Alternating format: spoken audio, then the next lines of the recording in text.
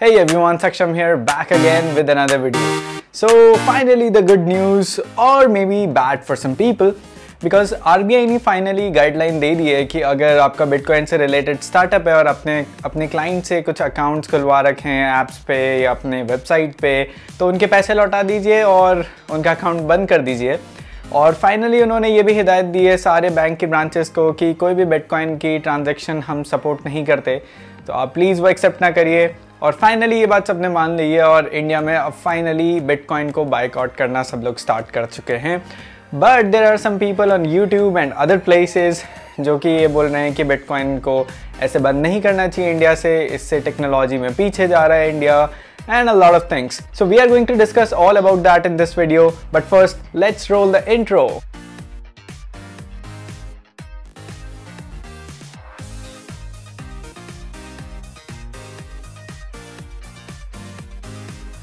Okay everybody, so जिन्होंने पहले मेरी वर्कशॉप्स अटेंड करी और जिन्होंने लाइव मुझसे आके पूछा था बहुत सारे सेशंस में कि सर क्या हमें बिटकॉइन में इन्वेस्ट करना चाहिए, और जिन्होंने जो भी मेरे पर्सनल फ्रेंड्स थे उन्होंने जितना भी मुझसे पूछा कि क्या हम भी बिटकॉइन में इन्वेस्ट करें, क्या हमें भी आउटपुट अच्छा मिलेगा और इसका फ्यूचर क्या है, तो I had a single sentence for them कि bitcoin is a bubble that is about to burst.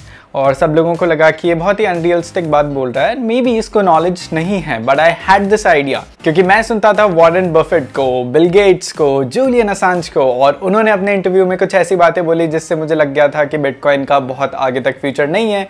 किसी भी दिन गवर्नमेंट ने अगर इसको बायकॉट किया तो लोगों का जितना इन्वेस्टमेंट है वो लिटरली पानी में जाएगा और उनको कोई जगह नहीं मिलेगी। एंड फाइनली मुझे पता ही था कि कभी ना कभी कैंपेन चालू हो जाएगा कि इंडिया की कंट्री में पीछे जा रहे हैं हम टेक्नोलॉजी रिलेटेड चीज़ों में, बिटकॉइन क्यों नहीं एक्सेप्ट कर रहे।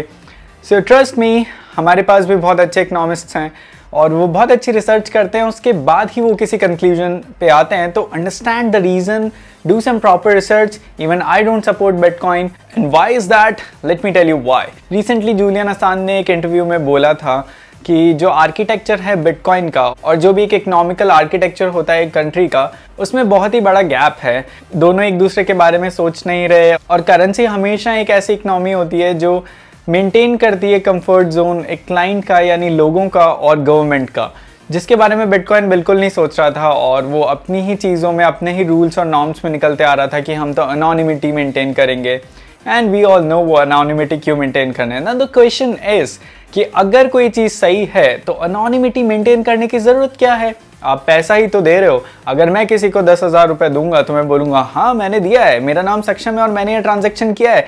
बट अगर कोई बिटकॉइन में ट्रांजैक्शन कर रहा है तो उसको अनोनिमिटी रखने की ज़रूरत क्या है। सेकंड इंटरव्यू लिया था वॉरेन बफेट का, तो उसमें उनसे पूछा कि आप क्या सोचते हैं बिटकॉइन के बारे में, क्या ये अच्छी चीज़ है। वॉरेन बफेट ने बहुत ही अच्छा सा एग्जाम्पल दिया and these are really the great minds, they are not at all the fool. So ये कुछ बात बोलते हैं तो इन्होंने बहुत बड़े बड़े बिजनेस खड़े किए हैं और बहुत अच्छे से प्रूव किया है पूरी दुनिया को कि ये लोग क्या हैं। तो अगर ये लोग ऐसे स्टेटमेंट्स दे रहे हैं तो कुछ तो गड़बड़ है। सो द थिंग इज कि वॉरेन बफेट ने ऐसा बोला कि इट्स लाइक अ पेट्रोल और डीजल, कि अगर किसी का रेट अप डाउन हो रहा है तो that is not a currency. जो करेंसी का वैल्यू होता है वो through out the time same रहना चाहिए। अगर कोई 500 का नोट है तो वो 500 का ही नोट रहना चाहिए। भले इकनॉमी गिर रही है, उसकी वैल्यू अप डाउन हो सकती है, बट जो 500 रुपये का नोट है वो 500 रुपये का ही रहना चाहिए। So that is the thing जो वॉरेन बफेट ने बोली, जो समवेयर थोड़ी सी कॉन्ट्राडिक्टरी है और थोड़ी सी मैनिपुलेटिव भी है। बट वो मेन रीज़न उनका ये था कि क्या पता बिटकॉइन की रेट दोबारा से एकदम गिर जाए और दोबारा से बहुत हाई चल जाए। नाउ मुझे इस स्टेटमेंट से ये समझ आया कि वॉरेन बफेट कहीं ना कहीं ये बोलना चाहते थे कि बिटकॉइन का रेट तब बढ़ता है जब भी कोई साइबर क्राइम होता है। जैसे ही रैंसमवेयर ने अटैक किया, बिटकॉइन का रेट एकदम से आसमान छू गया और फिर उसके बाद बिटकॉइन का रेट दोबारा से अब लो होते जा रहा है। Now as a matter of fact, मैं किसी ऐसी चीज़ का हिस्सा नहीं बनना चाहता कभी भी लाइफ में कि अगर कोई क्राइम हो रहा है या कोई अटैक हो रहा है तो मैं उससे खुश हो रहा हूँ कि हाँ क्राइम होने दो, अब मेरे बिटकॉइन का रेट बढ़ गया। मैं कभी भी ऐसी चीज़ का पार्ट नहीं बनना चाहता था, जो कि एक मैसेज वॉरेन बफेट ने कन्वे करना चाहा इनडायरेक्टली आगे लोगों को। एंड फाइनली मुझे सबसे अच्छा इंटरव्यू लगा बिल गेट्स का। Bill Gates is really an awesome person, बहुत अच्छे बिजनेसमैन भी है और बहुत ही फॉरवर्ड थिंकर है। द थिंग इज कि बिल गेट्स ने अपने इंटरव्यू में बिटकॉइन के बारे में ये बोला कि बिटकॉइन बुरी चीज़ नहीं है, bitcoin is really an amazing thing. अगर बड़े ट्रांजैक्शन करने होते हैं तो बहुत ही ईजी रह जाता है बड़े ट्रांजैक्शन बिटकॉइन में करना। इधर उधर जाने की ज़रूरत नहीं है, आपको फिजिकली प्रेजेंट नहीं होना पड़ता है इस करेंसी के अंदर। बट एज लॉन्ग एज हम हमारी अनोनिमिटी मेंटेन कर रहे हैं या मनी लॉन्ड्रिंग के पार्ट में आ रहे हैं बिटकॉइन से, ये अच्छी चीज़ नहीं है। एक कुछ ऐसा आइडिया निकालना चाहिए जिसमें गवर्नमेंट को भी कंफर्ट फील हो और लोगों को भी कंफर्ट फील हो। सो बिल गेट्स ने फाइनल आइडिया ये दिया कि हमें एक ऐसा मीडियम निकालना चाहिए जिसमें अनोनिमिटी मेंटेन ना हो। उससे फ़ायदा ये होगा कि मनी लॉन्ड्रिंग नहीं होगी। एंड ऑफ कोर्स हम सबको पता है कि सिल्क रोड, डार्क नेट, यहाँ पे सिर्फ और सिर्फ बिटकॉइन यूज़ होता है।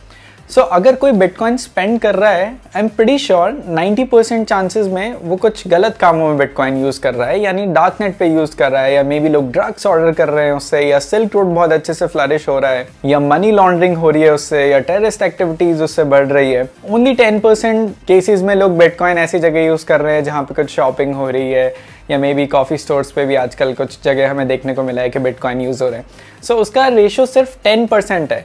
तो after all I respect our economists, and मैं नहीं चाहता कि मेरे देश में कुछ लोग ऐसा करें जिसमें क्राइम होने पे लोग खुश हो रहे हैं, which is not at all the right thing for me at least. End of course मैं भी नहीं चाहता कि मेरी कंट्री में ज़्यादा से ज़्यादा ड्रग्स सर्व हो बिटकॉइन से, लोग ऑर्डर करें बिटकॉइन से, जो कि एक्चुअली में अभी भी कर रहे हैं, बट एटलीस्ट उनका रेशो बहुत कम है। अगर बिटकॉइन की एग्जिस्टेंस ज़्यादा हो जाएगी तो डेफिनेटली डार्क नेट बहुत ज़्यादा यूज़ होएगा इस कंट्री में भी, और बहुत ज़्यादा ड्रग्स, ये सब चीज़ें ऑर्डर होने लगेगी। So now the thing is कि लोग प्रोटेस्ट क्यों कर रहे हैं बिटकॉइन का। सो रिसेंटली अभी ऐसा हुआ था कि किसी ने जियो क्रिप्टो करेंसी निकाल दी थी और उसकी रेट बहुत ही लो रखी थी, और बहुत सारे लोगों ने उसमें इन्वेस्ट किया और रातों रात वो कंपनी बंद हो गई। सब लोगों ने सोचा कि बहुत सस्ता है, जियो तो सस्ता ही निकालता है, but that was a fraud company.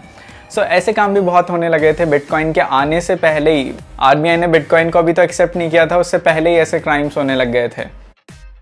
So main बात ये है कि यहाँ पे बहुत सारे लोगों ने बिटकॉइन में पैसा इन्वेस्ट किया है, बहुत सारे लोगों ने कमाया भी है, बहुत सारे लोगों ने बिजनेस भी बहुत अच्छे से फ्लरिश किया है, बट वो उसके बारे में प्रॉपर रिसर्च नहीं कर रहे हैं कि बिटकॉइन एक्चुअली में आता कहाँ से है, यूज़ कहाँ पे हो रहा है, ज़्यादा से ज़्यादा एग्जिस्टेंस कौन से मार्केट में है।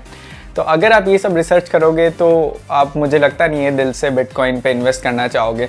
वो सिर्फ इन्वेस्ट करने का और पैसा डबल करने का पार्ट दिख रहे हैं। वो इससे डैमेज कितना हो रहा है इकोनॉमी को, एक कंट्री को, आने वाली जनरेशन को, ड्रग्स कितना फ्लरिश हो रहा है, डार्क नेट कितना फ्लरिश हो रहा है, ये रिसर्च उन लोगों ने नहीं की है। So after all I am happy with this decision of RBI. आप क्या सोचते हो, कमेंट्स करो नीचे। And I would really like to continue my web development series that was the boot camp that we were running. So if we are going to get the 50 thumbs up on this video, then we are going to resume the web development boot camp, otherwise not. So that's it for today. See you soon again tomorrow.